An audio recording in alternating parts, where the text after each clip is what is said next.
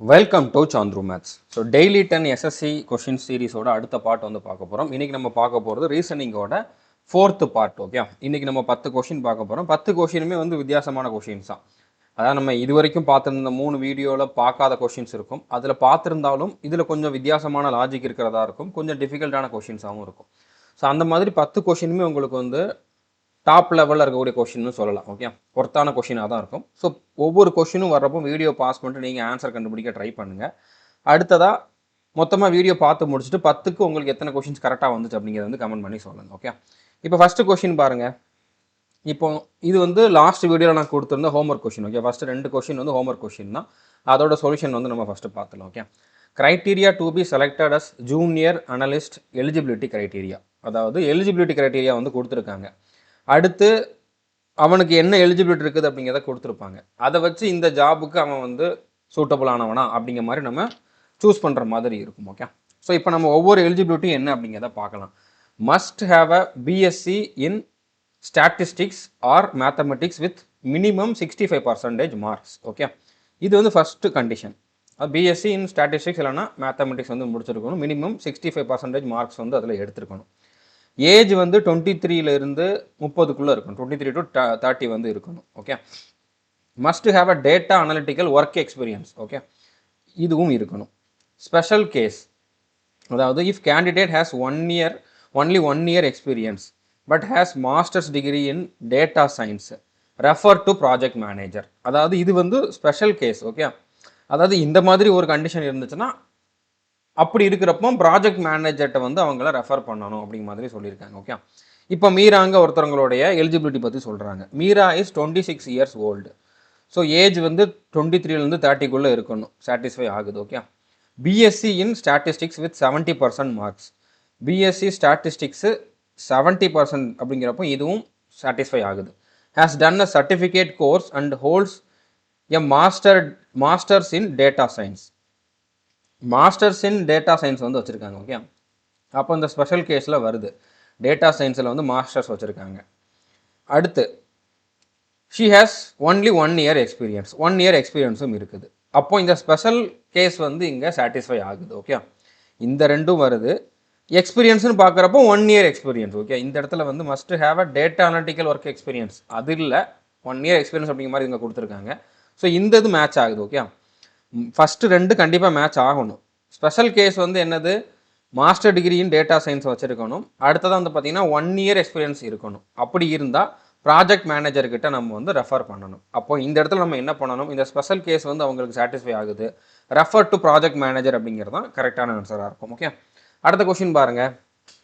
Identify the figure that best fits in place of the question mark. இந்த இடத்துல என்ன figure வரும்னு கேட்டிருக்காங்க. இது வந்து நிறைய பேருக்கு ஈஸியாக இருக்கும். பட் ஒரு சிலர் வந்து நான் நிறைய வாட்டி இதில் பார்த்துருக்கேன், அதாவது சந்திர மேத்ஸ் ஆப்பில் சேட்டில் பார்த்துருக்கேன், எனக்கு இந்த ஃபிகர் சீரிஸ் கொஷின் கஷ்டமாக இருக்குது, அதில் என்ன லாஜிக் வரும்னு கண்டுபிடிக்க முடியல அப்படிங்கிற மாதிரி நிறைய பேர் வந்து கேட்டிருக்காங்க. அதனால் இது இந்த மாதிரி கொஷின்ஸ்லாம் ஒரு சிலருக்கு ஈஸியாக இருந்தாலும் நான் வந்து இந்த மாதிரி கொஷின்ஸ் எல்லாம் ஸ்கிப் பண்ணாமல் எடுத்துகிட்டு வந்திருக்கேன். ஓகே, ஏன்னா ஒரு சிலர் இதை வந்து டஃப்பாக ஃபீல் பண்ணியிருக்காங்க. அதனால் ஓகே, இப்போ இந்த இடத்துல என்ன வரும் அப்படிங்கிற மாதிரி பார்க்கணும். இப்போ இங்கேருந்து இங்கே வர்றப்போ ஃபஸ்ட்டு ஃபிகர்லேருந்து செகண்ட் ஃபிகருக்கு என்ன சேஞ்ச் ஆகிருக்குதுன்ட்டு பாருங்கள். இந்த இது அப்படியே தான் இருக்குது. இது மட்டும்தான் வந்து இங்கே 3 இருந்தது, இங்கே 4 ஆயிருக்குது. ஓகே, அதாவது ஒரு முக்கோணம் வந்து எக்ஸ்ட்ராவாக ஆட் ஆயிருக்குது.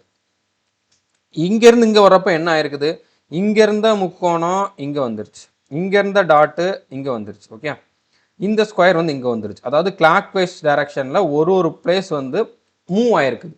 மற்றபடி எக்ஸ்ட்ரா எதுவும் ஆட் ஆகலை. அதோட பிளேஸ் வந்து ஒரு பிளேஸ் வந்து இந்த கார்னரில் இருக்கிறது இங்கே, இங்கே இருக்கிறது இங்கே, அந்த மாதிரி வந்து ஒரு பிளேஸ் வந்து கிளாக் வைஸ் டைரக்ஷனில் ரொட்டேட் ஆகிருக்கு, மூவ் ஆகிருக்குது. ஓகே, அடுத்து இங்கே என்ன ஆயிருக்கும் அப்படி மாதிரி நம்ம கண்டுபிடிக்கணும். ஸோ என்ன வரதுக்கு வாய்ப்பு இருக்குது, ஒரு முக்கோணம் ஆட் ஆகுது, மூவ் ஆகுது, அடுத்து ஒரு முக்கோணம் ஆட் ஆகலாம். ஓகே, அடுத்து மூவ் ஆகலாம், அந்த மாதிரி தான் இருக்கிறதுக்கு வாய்ப்பு இருக்குது. ஏன்னா நிறையா ஃபிகர் இருந்துச்சுன்னா வேறு லாஜிக் இருக்குன்னு சொல்லலாம். இங்கே ஒரு லாஜிக்னா அப்போ இந்த லாஜிக் தான் அடுத்து ரிப்பீட் ஆகிறதுக்கு வாய்ப்பு இருக்குது. புது லாஜிக் இருந்தால் நம்மளால் அதை சொல்ல முடியாது, அதை ஜஸ்டிஃபை பண்ண முடியாது, இந்த லாஜிக் தான் வரும் அப்படின்ட்டு. ஸோ அப்போ ஒரு முக்கோணம் ஆட் ஆகணும். ஓகே, வேறு எதுவும் சேஞ்ச் ஆகக்கூடாது. இந்த இடத்துல எதுவுமே சேஞ்ச் ஆகலை, ஒரு முக்கோணம் மட்டும் எக்ஸ்ட்ராவாக ஆட் ஆச்சு. அதேமாதிரி இந்த இடத்துல ஒரு முக்கோணம் ஆட் ஆகணும். ஓகே, இங்கே 4 இருக்குது, 5 வரணும். 5 இருக்குது, இங்கேயும் 5 இருக்குது, இங்கே 4 இருக்குது. 4 இருக்குது வராது, இங்கேயும் 4 தான் இருக்குது வராது, இங்கே 5 இருக்குது, இங்கே 5 இருக்குது. இந்த ரெண்டில் எது கரெக்டு, பிளேஸ் எதுவும் சேஞ்ச் ஆகக்கூடாது. இந்த டாட் வந்து இந்த இடத்துல தான் வரணும். அப்போ இதுதான் கரெக்ட். ஓகே, இங்கே வந்து டாட் இங்கே மாறிடுச்சு. பிளேஸ் சேஞ்ச் ஆகக்கூடாது, எக்ஸ்ட்ரா ஒரு முக்கோணம் மட்டும்தான் ஆட் ஆகணும். ஸோ டி தான் வந்து கரெக்டான ஆன்சராக இருக்கும். ஓகே, புரிஞ்சுட்டு நினைக்கிறேன். டின்ட்டு நீங்கள் டிங்கிற ஆப்ஷனை சூஸ் பண்ணிடக்கூடாது.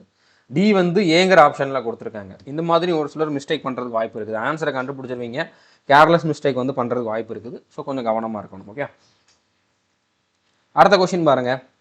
ஹவு மெனி ட்ரையாங்கிள்ஸ் ஆர் இந்த கிவன் ஃபிகர்னு கேட்டிருக்காங்க. எத்தனை ட்ரையாங்கிள் இருக்குன்னு கேட்டிருக்காங்க. ஓகே, ஃபஸ்ட்டு இந்த மாதிரி ஒரு ஸ்கொயர் இருக்குது. ஸ்கொயரை வந்து இந்த மாதிரி பிரிச்சுருந்தாங்க அப்படின்னா, இப்படி பிரிச்சுருந்தாங்கன்னா நம்ம என்ன பண்ணணும்? 1 2 3 4 5 6 6 தான் பிரிச்சிருக்காங்களா? 6 × 2 போட்டோம் அப்படின்னா 12. ஸோ இந்த இதுக்குள்ளே வந்து பார்த்தீங்கன்னா 12 முக்கோணம் இருக்கும். ஓகே, அதே மாதிரி கார்னரில் பார்த்தீங்க அப்படின்னா இந்த மாதிரி இருக்குது. ஸோ இதில் 1 2 அடுத்த பெருசு வந்து சேர்த்தோம் அப்படின்னா 3 இருக்கும். இங்கே 3 இங்கே 3 இங்கே 3 இங்கே 3. ஸோ 4 3. ஓகே, 4 3 12. ஸோ இப்போ நம்ம தனித்தனியாக பார்த்துட்டோம். கார்னரில் இருக்கக்கூடிய இந்த 4 ட்ரையாங்கிள், அடுத்ததாக வந்து பார்த்தீங்கன்னா உள்ளே இருக்கக்கூடிய ஸ்கொயரில் எத்தனை ட்ரையாங்கிள் அப்படிங்கிறத பார்த்துட்டோம். இப்போ எல்லாத்தையும் கம்பைன் பண்ணி, கார்னரில் இருக்கிறதையும் உள்ளே இருக்கக்கூடிய அந்த ஸ்கொயரையும் கம்பைன் பண்ணி ஏதாச்சும் வர்றதுக்கு வாய்ப்பு இருக்குதான்ட்டு பாருங்கள். தனித்தனியாக இல்லை, அவ்வளோதான், நம்ம கண்டுபிடிச்சாச்சு. இது நிறைய பேருக்கு வந்து ஸ்ட்ரைக் ஆகாமல் இருந்திருக்கலாம், பட் இருக்குது. ஓகே, இப்போ இந்த இடத்துல பாருங்கள், இந்த மாதிரி ஒரு முக்கோணம் இருக்குது. அதே மாதிரி வந்து பார்த்தீங்கன்னா இப்படி ஒரு முக்கோணம் இருக்குது. ஓகே, அதே மாதிரி இங்கேயும் இருக்குது, இங்கே ஒன்று இருக்குது, அதே மாதிரி வந்து பார்த்தீங்கன்னா இங்கே ஒன்று இருக்குது. ஸோ இன்னொரு 4 வந்து ஆட் ஆகுது. ஓகே, ஸோ 24 4 28 28 அப்படிங்கிறத மேக்ஸிமமாகவே இருக்குது. அதை தாண்டி போகிறதுக்கு வாய்ப்பே இல்லை. ஸோ அப்போ 28 அப்படிங்கிறது தான் கரெக்டான ஆன்சராக இருக்கும். ஸோ புரிஞ்சுருக்குன்னு நினைக்கிறேன். அடுத்த கொஸ்டின் பாருங்கள். Read the situation and choose the best judgement. Okay, so situation reaction test. Okay, அதாவது ஒரு சிச்சுவேஷன் கொடுத்துருப்பாங்க, அதில் நீங்கள் எந்த மாதிரி யோசிக்கிறீங்க அப்படிங்கிற மாதிரி இதில் செக் பண்ணுவாங்க. இதில் பாசிட்டிவாக நம்ம யோசிக்கணும். ஓகே, நம்ம ரியலாக நம்ம ஆக்சுவலாக வந்து எப்படி யோசிக்கிறோம் அப்படிங்கிறது முக்கியம் கிடையாது. இந்த இடத்துல பாசிட்டிவாக ரொம்ப நல்லவ மாதிரி யோசிக்கணும், அவ்வளோதான், simple. Okay, you are shopping in a busy super market and notice a person quickly slipping a small inexpensive item into their bag without scanning or paying for it. அதாவது நீங்கள் ஒரு சூப்பர் மார்க்கெட், ஒரு பிஸியாக இருக்கக்கூடிய super மார்க்கெட்டில் வந்து shopping பண்ணிக்கிட்டு இருக்கீங்க. அப்போது ஒரு பர்சனை பார்க்குறீங்க, அவன் வந்து சின்ன சின்ன கொஞ்சம் விலை கம்மியாக இருக்கக்கூடிய ஐட்டம்லாம் வந்து அவன் பேக்கில் எடுத்து போட்டுக்கிட்டு இருக்கான், ஸ்கேனிங் பண்ணாமல், பே பண்ணாமல், அதை திருடிக்கிட்டு இருக்கான். Okay, the store appears understaffed, அதாவது அத்தனை ஸ்டாஃப்ஸ் வந்து அங்கே இல்லை அதை கண்காணிக்கிற அளவுக்கு. And no security personnel are immediately visible, பக்கத்தில் எந்த ஒரு செக்யூரிட்டி கார்டும் இல்லை. ஸோ நீங்கள் வந்து அதை பார்த்துட்டீங்க, ஆனால் அந்த எந்த ஸ்டாஃபுமே பார்க்கல. ஓகே, இதுதான் சிச்சுவேஷன். இப்போ நீங்கள் என்ன பண்ணுவீங்க? Given the situation which of the following is the most ethical and responsible ஆக்ஷன்னு கேட்டிருக்காங்க. Okay, directly confront the person and demand they pay for the item. Confront அப்படின்னா வந்து என்னது? அவன்கிட்ட எதிராக போய் நிற்கிறது, சண்டை போடுற மாதிரி மீனிங். ஓகே, அவனை எதிர்த்து நின்று ஏன் அப்படி பண்ண அப்படிங்கிற மாதிரி கேட்குறது. ஓகே, நீ அதுக்கு பே பண்ணு அப்படின்னு சொல்லி அவனை வந்து கம்பல் பண்ணுறது, இல்லைன்னா அவன்கிட்ட சண்டை போடுற மாதிரி மீனிங் தான் இது கிட்டத்தட்ட. ஸோ இது ஒரு கரெக்டான ஆக்ஷன் தான், பட் இதுதான் பெஸ்ட்டுன்னு நம்ம சொல்ல முடியாது. ஓகே, இதை விட பெஸ்ட்டான ஒரு ஆப்ஷன் இருக்கான்ட்டு நம்ம பார்க்கணும். Ignore the incident as it is a small item and not your responsibility. அதாவது அது ஒரு சின்ன ஐட்டம் தான், நம்மளுக்கு என்ன அப்படிங்கிற மாதிரி விட்டுட்டு அதை வந்து போயிடணும். ஸோ இது வந்து கரெக்டாக இருக்காது. ஓகே, நம்ம ரெஸ்பான்சிபிலிட்டி வந்து நம்மளோடது கிடையாதுன்ட்டு போகிறது வந்து ஒரு ரெஸ்பான்சிபிளான ஆக்ஷனாக இருக்காது. Take a photo or video of the person as evidence then post it on social media. So இதனால் வந்து அந்த இடத்துல சொல்யூஷன் கிடைக்குமா? கிடைக்காது. ஓகே, இது நமக்கு ஒரு பெருமைக்காக, நம்மளுக்கு ஒரு வியூஸ் வரணும் அப்படிங்கிறதுக்காக பண்ணுற மாதிரி ஆயிரும். ஃபோட்டோ எடுத்து சோஷியல் மீடியாவில் போடுறது. ஓகே, அந்த இடத்துல அந்த திருட்டு நடந்தது தானே, அதை நம்மளால் அந்த இடத்துல தடுத்திருக்க முடியும். பட் இந்த மாதிரி பண்ணுறதுனால அது பின்னால் தான் தெரிய வருமே தவிர அந்த பர்சனை போய் கண்டுபிடிக்கிறது ஈஸி கிடையாது. Okay, discreetly find a store employee or manager and quietly inform them of what you observed. Okay, so நீங்கள் வந்து ரகசியமாக ஒரு அங்கே இருக்கக்கூடிய ஒரு எம்ப்ளாயியோ இல்லைன்னா ஒரு மேனேஜரையோ, அங்கே இருக்கக்கூடிய மேனேஜரையோ பார்த்து இந்த மாதிரி ஒருத்தர் பண்ணிகிட்டு இருக்கான் அப்படி மாதிரி சொன்னால் அவங்க அவனை பிடிச்சி கேள்வி கேட்க போகிறாங்க, பே பண்ண சொல்ல போகிறாங்க. ஓகே, ஸோ அப்போ இது வந்து மோஸ்ட் ரெஸ்பான்சிபிள் ஆக்ஷனாக இருக்கும். டேரெக்டாக அவன்கிட்ட போய் சண்டை போடுறத விட இந்த மாதிரி பக்கத்தில் இருக்க அந்த எம்ப்ளாயிட்ட சொன்னோம், அங்கே ஒர்க் பண்ணுறவங்ககிட்ட சொன்னோம்னா அவங்க பிடிச்சி கேட்டுக்குவாங்க, பே பண்ண சொல்லிக்குவாங்க, அவங்க பார்த்துக்குவாங்க. இந்த இடத்துல நீங்கள் பொறுப்பு இல்லாமல் பண்ணுறீங்க அப்படி மாதிரி கிடையாது. இதுவே ஒரு ரெஸ்பான்சிபிளான ஆக்ஷன் தான். ஓகே, டேரெக்டாக ஒருத்தன்ட்ட சண்டை போடுறத விட இப்படி பண்ணுறப்போ இதுக்கு கரெக்டான சொல்யூஷன் கிடைக்கும். ஸோ அங்கே இருக்கவங்களுக்கும் அதை பற்றி தெரிய வந்துடும். இனிமேல் அதை வந்து கொஞ்சம் அவங்க கவனமாக இருப்பாங்க. ஓகே, ஸோ புரிஞ்சுருக்குன்னு நினைக்கிறேன். டி தான் கரெக்டான ஆன்சராக இருக்கும். அடுத்து பாருங்கள், மறுபடியும் இந்த எலிஜிபிலிட்டி ரிலேட்டட் இருக்கக்கூடிய ஒரு கொஷின் தான். போஸ்ட் வந்து project manager urban infrastructure eligibility criteria. Project manager urban infrastructure அப்படிங்கிறது தான் போஸ்ட்டோட நேமு. அதுக்கான எலிஜிபிலிட்டி க்ரைட்டீரியா கொடுத்துருக்காங்க. BE or BTech in civil or urban engineering with minimum 75% mark. இது வந்து first condition. Okay, must have completed MBA in infrastructure or project management with 65% or above. இது வந்து ரெண்டாவது condition. Okay, total experience must be minimum 10 years, out of which at least 3 years as team lead. So இது வந்து மூணாவது condition. Okay, இந்த 3 கண்டிஷனும் கண்டிப்பாக வந்திருக்கணும். அடுத்து ஏஜ் லிமிட் வந்து மேக்ஸிமம் 42 இயர்ஸ், 4 கண்டிஷன் கொடுத்துருக்காங்க. அடுத்து candidate must have handled at least 2 full cycle government project. Okay, so 2 government ப்ராஜெக்டை வந்து ஹேண்டில் பண்ணியிருக்கணும். ஸோ 5 கண்டிஷன் கொடுத்துருக்காங்க. அது போக ஒரு ஸ்பெஷல் கேஸும் கொடுத்துருக்காங்க. இஃப் நோ எம்பிஏ முடிச்சிருக்கணும்னு ஒரு கண்டிஷன் கொடுத்துருந்தாங்க, ஒரு எலிஜிபிலிட்டி க்ரைட்டீரியா கொடுத்துருந்தாங்க. ஒருவேளை எம்பிஏ முடிக்கலைன்னா அதுக்கு ஒரு ஸ்பெஷல் கிளாஸ் வந்து கொடுத்துருக்காங்க. If no MBA but 12+ years of experience. Okay, இங்கே 10 இயர்ஸ் தான் கேட்டிருக்காங்க. ஆனால் எம்பிஏ முடிக்காமல் 12 வருஷத்துக்கு மேலே எக்ஸ்பீரியன்ஸ் இருக்குது, இன்க்ளூடிங் அட்லீஸ்ட் 2 இயர்ஸ் அப்ராடு, 2 வருஷம் அப்ராடில் எக்ஸ்பீரியன்ஸ் இருக்குது. அண்ட் லெட் 3+ ப்ராஜெக்ட்ஸ், 3 ப்ராஜெக்ட்டுக்கு மேலே வந்து அவர் வந்து லீட் பண்ணியிருக்காரு அப்படின்னா, இந்த மாதிரி ஒரு ஸ்பெஷல் கண்டிஷன் இருக்குது அப்படின்னா ரெஃபர் டு அட்வைசரி போர்டு. அந்த மாதிரி இருந்தால் அட்வைசரி போர்டுக்கு வந்து ரெஃபர் பண்ணணும். ஓகே, அதே மாதிரி if project count is only 1, இந்த 3 ப்ராஜெக்ட்டுக்கு பதிலாக ஒருவேளை இந்த கண்டிஷன்லேயே வந்து ஒரே ஒரு ப்ராஜெக்ட் தான் பண்ணியிருக்காங்க அப்படின்னா, but other conditions are fully met, refer to infrastructure commission. So இப்படி இருக்குது அப்படின்னா நீங்கள் இன்ஃப்ராஸ்ட்ரக்சர் கமிஷனுக்கு வந்து ரெஃபர் பண்ணணும். ஸோ இந்த 5 தான் வந்து இவங்க கேட்டிருக்கக்கூடிய எலிஜிபிலிட்டி. இதில் ஒரு ஸ்பெஷல் கிளாஸ் கொடுத்துருக்காங்க. ஸ்பெஷல் கிளாஸை 2 கொடுத்துருக்காங்க. எம்பிஏக்கு பதிலாக இந்த மாதிரி 12 வருஷத்துக்கு மேலே எக்ஸ்பீரியன்ஸ், 2 வருஷம் அதில் அப்ராடில் ஒர்க் பண்ணியிருந்து, அதுக்கப்புறம் 3க்கும் அதிகமான ப்ராஜெக்டை வந்து லீட் பண்ணியிருந்தால் அட்வைசரி போர்டுக்கு வந்து ரெஃபர் பண்ணணும். அதிலே ஒரே ஒரு ப்ராஜெக்டை தான் அவங்க வந்து ஹேண்டில் பண்ணியிருக்காங்க அப்படின்னா இன்ஃப்ராஸ்ட்ரக்சர் கமிஷனுக்கு வந்து அவரை வந்து ரெஃபர் பண்ணணும். இந்த மாதிரி கொடுத்துருக்காங்க. ஓகே, ஸோ இது வந்து நம்ம தெளிவாக அண்டர்ஸ்டாண்ட் பண்ணணும்லாம் இல்லை. ஃபஸ்ட்டு வேகமாக ரீட் பண்ணிக்கோங்க. அடுத்து கொஷினில் பார்த்துட்டு எது மேட்ச் ஆகுது அப்படிங்கிறத வச்சு நீங்கள் டிசிஷன் எடுக்கணும். Okay, Sneha has 78% in BTech civil. So BTech civil or urban தான். ஸோ அப்போ ஃபஸ்ட்டு கண்டிஷன் வந்து சாட்டிஸ்ஃபை ஆகுது. 75 தான் வேணும், 78 இருக்குது. நோ எம்பிஏனாலே இது முடிஞ்சிருச்சு. அப்போ ஸ்பெஷல் கிளாஸுக்கு தான் நம்ம வரணும். நோ எம்பிஏ அப்படிங்கிறப்போ இதில் மற்றது இருந்தாலும் அவங்க எலிஜிபிள் கிடையாது. ஆனால் ஸ்பெஷல் கிளாஸில் அவங்க எலிஜிபிளாக இருக்கிறதுக்கு வாய்ப்பு இருக்குது. ஓகே, அப்போ ஸ்பெஷல் கிளாஸுக்கு வாங்க. No MBA, 13 years of experience including 3 years abroad. Okay, so 12 years 2 years abroad இருந்தாலே போதும். ஆனால் இவங்களுக்கு 13 இயர்ஸ் எக்ஸ்பீரியன்ஸ், அதில் 3 இயர்ஸ் அப்ராடும் இருக்குது. இப்போ இந்த கண்டிஷன் சாட்டிஸ்ஃபை ஆகுது. அண்ட் ஹேஸ் லெட் 4 ப்ராஜெக்ட்ஸ், 3 இருந்தாலே போதும். ஆனால் 4 வந்து அவங்க வந்து 4 ப்ராஜெக்ட் வந்து லீட் பண்ணியிருக்காங்க, ஆல் ஃபார் ஸ்டேட் கவர்மெண்ட்டுக்கு. ஓகே, ஸோ இப்போ இவங்க வந்து என்ன பண்ணணும், இந்த ஸ்பெஷல் கிளாஸில் இருக்கக்கூடிய இந்த ஃபஸ்ட்டு கண்டிஷன் வந்து சாட்டிஸ்ஃபை ஆகுது, அவங்களுக்கு வந்து அந்த எலிஜிபிலிட்டி இருக்குது. அப்போ நம்ம அட்வைசரி போர்டுக்கு வந்து அவங்கள ரெஃபர் பண்ணணும். ரெஃபர் டு அட்வைசரி போர்டு அப்படிங்கிறது தான் கரெக்டான ஆன்சராக இருக்கும். ஓகே, புரிஞ்சுட்டு நினைக்கிறேன். இது ஒன்றும் கஷ்டம்லாம் கிடையாது. ஆனால் இவ்வளோ பெருசாக இருக்குது அப்படிங்கிறப்போ இதை ரீட் பண்ணி நம்ம அண்டர்ஸ்டாண்ட் பண்ணி ஆன்சர் பண்ணணும். அந்த டைமில் வந்து கொஞ்சம் பொறுமையாக கூலாக பார்த்தோம் அப்படின்னா இது வந்து உங்களுக்கு ஆன்சர் பண்ண முடியும். பட் இந்த மாதிரி கொஸ்டினை நீங்கள் ஃபஸ்ட்டு ஸ்கிப் பண்ணுறது நல்லது. பெருசாக இருக்குது, ஈஸி தான், பட் பெருசாக இருக்குது அப்படின்னாலே நீங்கள் கடைசியில் இதை அட்டன் பண்ணிங்கன்னா கொஞ்சம் டைம் இருக்கிறப்போ அட்டன் பண்ணிக்கலாம். மற்ற கொஸ்டினுக்கு நீங்கள் டைம் கொடுக்கலாம் ஃபஸ்ட்டு. ஓகே, புரிஞ்சுருக்குன்னு நினைக்கிறேன். அடுத்த கொஸ்டின் பாருங்கள். இதுவே ஒரு ஃபிகர் சீரிஸ் கொஸ்டின் தான். What should be at the place of question mark. Okay, இப்போ ஃபஸ்ட்டு 2 மட்டும் கம்பேர் பண்ணுங்கள். அதில் ஏதாச்சும் ஒரு ஃபிகரை மட்டும் எடுத்து பாருங்கள். ஓகே, இந்த இடத்துல இருந்த டாட் இங்கே வந்திருக்கு, அதாவது ஒரு பிளேஸ் வந்து மூவ் ஆயிருக்குது. அடுத்து இங்கேருந்து இங்கே பாருங்கள், இந்த இது வந்து இங்கே வந்திருக்கு, அதாவது இந்த மாதிரி மூவ் ஆயிருக்கு.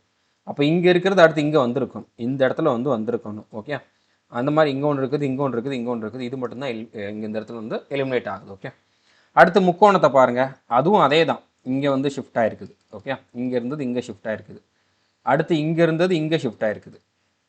அப்போ இங்கே இருக்குது இங்கே ஷிஃப்ட் ஆகணும், இந்த இடத்துல வந்து முக்கோணம் வரணும், இங்கே வந்து முக்கோணம் வரணும். ஓகே, ஸோ இங்கே முக்கோணம் வந்திருக்கு, இதில் வரல, இதில் வரல. அப்போ இதுதான் ஆன்சர், ஏ தான் ஆன்சர். ஸோ ஆப்ஷன் ஏ தான் கரெக்டான ஆன்சராக இருக்கும். ஓகே, புரிஞ்சுருக்குன்னு நினைக்கிறேன்.